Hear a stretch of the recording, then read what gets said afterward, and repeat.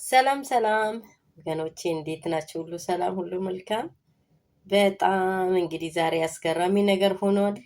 እ፣ ዛሬ ለእናንተም ለእኛም አስገራሚ ነው። በእርግጥ ይህ ነገር ቀለበቱ ለምን እንደተደረገ በጣም ቆጭቶናል። ምክንያቱም አንድ ሰው ተሳስቶም ቢሆን ይሄ በቃ ሁሉ ነገሩ እስከሚያጣራ ጥቂት ደቂቃዎች እንኳን ሳይቆይ ነገሮች ተራሩጦ ወደ ግቡ ደርሷሉ። ይህ ነገር ወዴት እንደሚደርስ ባናቅም በጣም በሆነው ነገር እኛም ተገርመናል። እንግዲህ የፍቅር ጀማዎቹ እንደተናገሩ እንደወሰኑ ነገሮች በቃ ወደ ግቡ ደርሷል። እኔ በማናቅቶኛል። እንግዲህ ሁላችሁም እንዳያችሁት ነው። አብርሽ ለሄርሜላ ቀለበትን አሰረላት። እኔና ለአንቺ ዛሬ የልዩ ቀን ነው። በቃ ይቺ ቀን ናት ነበረ እየጠበቅኩ ያለሁት እስከሚል ደረጃ ድረስ ይቺን ቀን እያለ ደጋግሞ እያወራት ነበረ። እንግዲህ እኛም ደግሞ አይተነዋል። ቀለበቱ ፌር አይደለም። እንዴት አንድ ሰው ከአንድ ሰው ጋር ብዙ ዘመንን አሳልፎ ብዙ ጊዜን አሳልፎ በጥቂት ሰከንዳቶች ሰከን ማለት ሲገባው ያለውን ነገር ችግሩን እንደው አያት አያት ማድረግ ሲገባው ቾክሎ ቀለበቱን አሰረላት። እኛም ገርሞናል። እንግዲህ በሆነው በጣም አሜዚንግ ብለናል።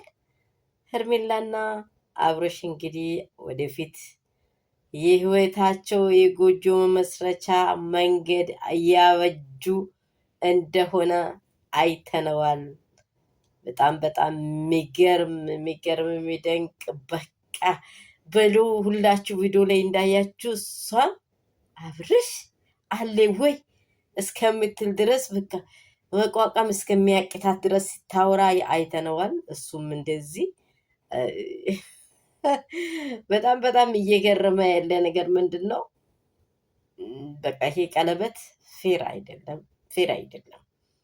የአንድ ሰው ህይወትን በጥብጦ ቀለበትን ወደ ቀለበት አርጋለሁ እኔ ቀለበት አረጋለሁ እንዲህ ካልሆንኩኝ ብሎ እንደዚህ ማውራት እንግዲህ ብዙም አጥጋቢ ብዙም ሰውን ሚራቅ የሚያስውጥ ነገር አይደለም። ግን በእርግጠኝነት ይሄ ነገር ይሄ ደረጃ ደርሷል። ቀለበቱ ተደርጎላታል። እንግዲህ ከቀለበቱ ጋር አብርሽ ግቡን ደርሶ ይኖራል ወይ? ይህን ጥያቄ ለእናንተ ትችል። ግቡን ደርሶ ይኖራል ወይ? እንዴት ነው ይሄ ቀለበት ዘለቄታ አለ ወይ? ይህ ጥያቄ ለእናንተ ሰጥቻለሁ። ዘለቄታ አለው? ሲታዩት እንዴት ነው? በጣም የሚያስደስት ነው። እስቲ ይህን ቀለበት በደንብ ያያችሁት ግቡን ይደርሳል ካላችሁ አስሩላታል። ሁላችን ደስ ብሎናል። ሁላችን ደግሞ ይሄ ነገር እንደሚሆን እያየን ነበረ፣ እየጠበቀን ነበረ። ሆኗል። እንግዲህ ቀለበት ታስሯል። በዚህ ጉዳይ ላይ በጣም ስንግልነት በቃ ምን በቃ እያለ ፋብትን እያሉ ነው። ሁላችሁ ይሄን እንደሰማችሁ ነው። ቀለበቱ ይዘልቃል ወይ ነው መልሱ።